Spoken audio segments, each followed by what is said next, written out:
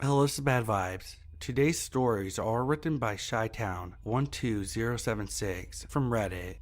I really enjoy their stories, so make sure you check them out if you enjoy them as well. Their Reddit link will be in the description. So sit back, relax, and enjoy.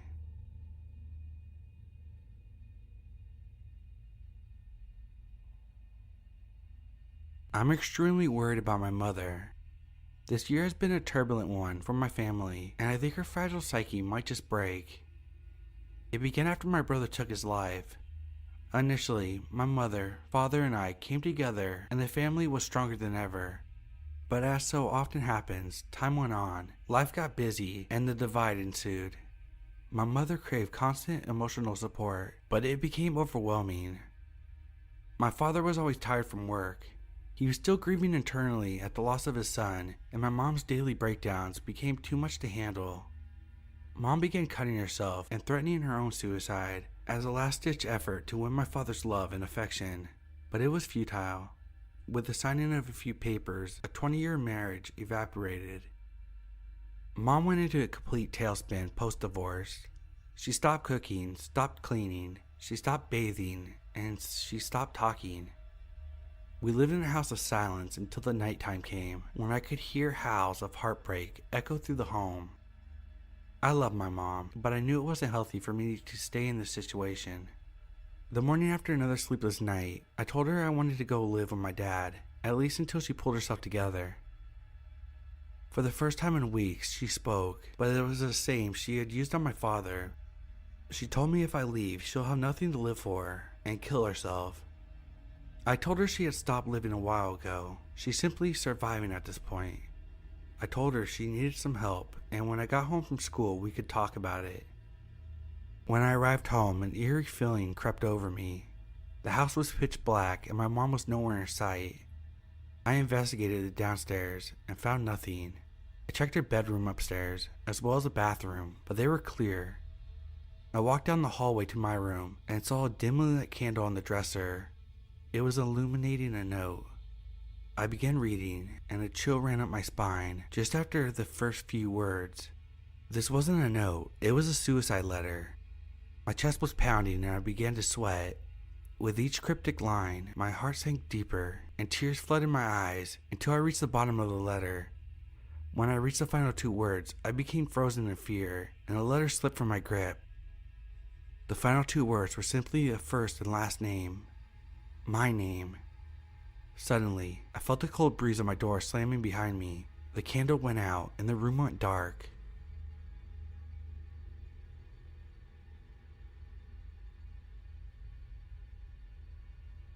My mom passed away when I was just a few months old. She was a nature enthusiast who lived for hiking, but consequently, it would be the death of her as well. Her body was found at the bottom of a mountainside that she frequented.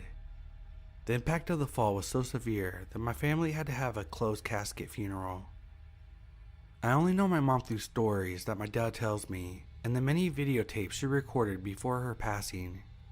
My mother loved to document her hikes. She would give tips, record the beautiful scenery, and in some videos just discuss life. I watched hundreds of these videos, and it's the only real connection I feel to her. My mom was the breadwinner, and since her passing, the family had been financially strapped. My father had taken on 2 jobs to make ends meet, but it's to the point where we'll have to downsize and move. Oddly enough, I think our neighbor Ralph is taking it harder than me and my dad. Ralph has been like a second father to me, always there to talk to, always buying me things I need and offering help whenever he can. My dad said he's a creep, but I think he's a good guy, and I'll miss him.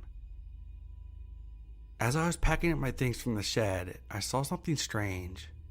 A floorboard was missing that I hadn't noticed before, and there was a filthy trash bag with a couple videos and a camcorder inside. My curiosity piqued, and I decided to go to my room and watch. I popped the first tape in and couldn't believe my eyes. It was my mom with Ralph. They were naked in a room. Jesus Christ, it was a sex tape. I removed the tape before my eyes were burned out of the sockets. I put the second tape in and saw my mom crying into the camera. She said that she was pregnant and Ralph was the father. I cried and screamed into my pillow with anger and despair. I felt bad for myself. I felt bad for my father. I was furious with Ralph, but did he even know? Did Dad? Then I noticed the tape remained in the camcorder. It was my mom on one of the hikes. Wait, I recognize those clothes. Those were the clothes that she died in. This was recorded the day of her death. As I watched, my mother reached the mountainside where she had fell to her death. I was about to eject the tape, but then I heard something. It was the voice of a man, and my mom seemed startled when they spoke. Then it happened. The camera captured the last moment when a man's hand pushes my mother to her death. "What are you watching there?" I heard coming from the window, the same voice that I heard in the video. An eerie silence filled the air as my dad and I locked eyes.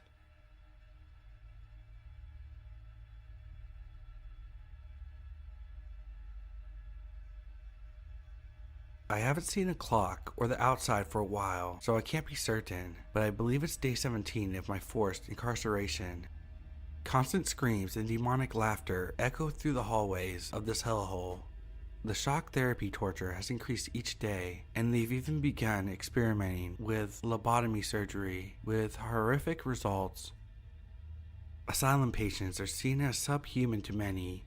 Once dropped off here, it's like entering a portal to another world. Families don't visit, and the state leaves full control of the facilities to the doctors, nurses, and guards. That means, as this torture is ratcheted up, no one from the outside world is coming to stop it. Nobody knows or even cares what's happening behind these walls. Food rations have been put in place for the sheer purpose of inflicting suffering. They force medication into us, oftentimes on empty stomach, which creates awful nausea and discomfort. They prance around the facility in matching white uniforms, bestowing the phony title of doctors and nurses upon themselves. But in reality, they're just an organized mob. I've been observing the behavior at night, and what I've seen is bone-chilling. Increasingly, people have been forcefully removed from their rooms and not returned. In the last few days, I've been marched into the cafeteria. I've been overwhelmed with a pungent odor. I tell myself I'm crazy, and it can't be what I think it is. My mind races with inhuman thoughts, but I'm starving, so I eat the chunky meat soup as served, and don't dare to question what it is. I've only remained alive due to my obedience. The beating has become increasingly violent, and they've begun raiding rooms without notice for contraband. Paranoia has set in, and they believe that we're planning a revolt. Discovery of this note is a certain death sentence, so I must hide it away now. I pray order can be restored, but if not, I believe this as evidence of the horrible conditions and the atrocities that have been committed under this roof. God save us all. Dr. Williams. Day 17 of inmates running the asylum.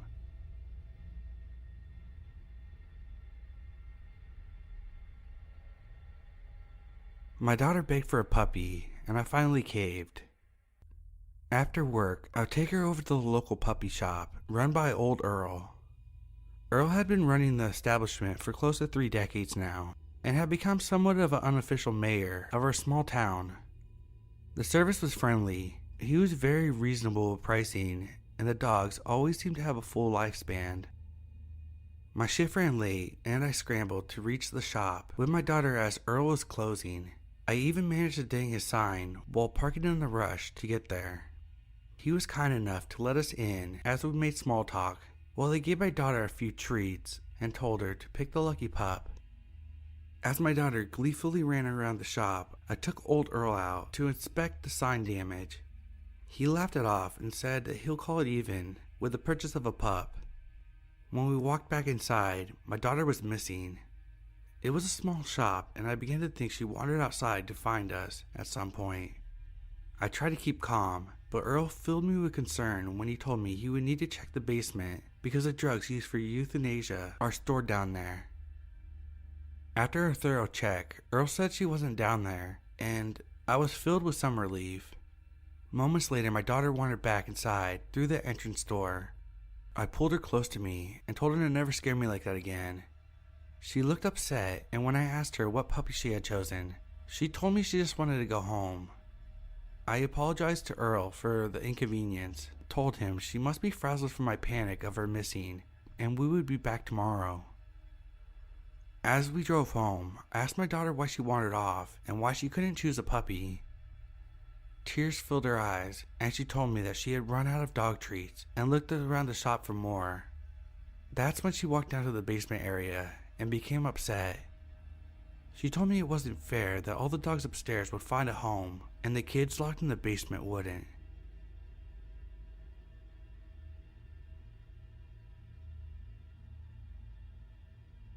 I laid poolside perfecting my tan for the start of school next month. Mom was in the kitchen cooking her famous fettuccine alfredo, and Dad was on his way home with a movie from Redbox. My life was perfect, but everything was about to change with the arrival of a new neighbor next door. He was a former police officer, probably mid-50s, possessed a firm drill sergeant-like tone, but was very friendly and talkative. Initially, he seemed like a good fit for the neighborhood. He was cordial and always made an effort to wave or say hi, and the presence of someone with law enforcement background provided a sense of security. But things began to unravel quickly, and the catalyst seemed to be me. My neighbor took a sudden and keen interest in me. When I went outside, I could feel his eyes examining me. He would always wander over and try to start conversations, but as soon as he heard or saw my parents, he would leave. He asked me if I had any social media accounts.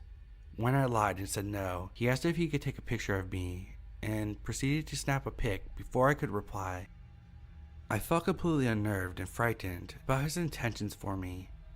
For all I knew, he could have been a murderer or a pedophile living mere feet from my home. I knew I needed to delve deeper, so one night I aimed my telescope at his window, and what I saw only amplified the alarm bells going off in my head. This man was fixated on a picture of me on his phone, and I could even see a small stack of photos on his nightstand, a young girl's image on top. My blood ran cold at this, but confirmed my fear. He must be a pedophile. The next day I saw him sneakily rummaging through our trash can. I watched in horror and disbelief as he removed a used tampon, got into his car, and sped off in the night. That was the final straw. I knew that morning that I would have to alert my parents and get in contact with the police. I awoke to the sound of police sirens and loud commotion downstairs. I hopped out of bed and saw my parents being taken away in handcuffs. I started screaming and crying as I rushed towards the doors, but I was stopped by the neighbor.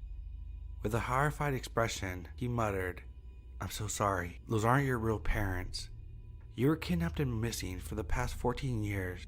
DNA tests confirmed it."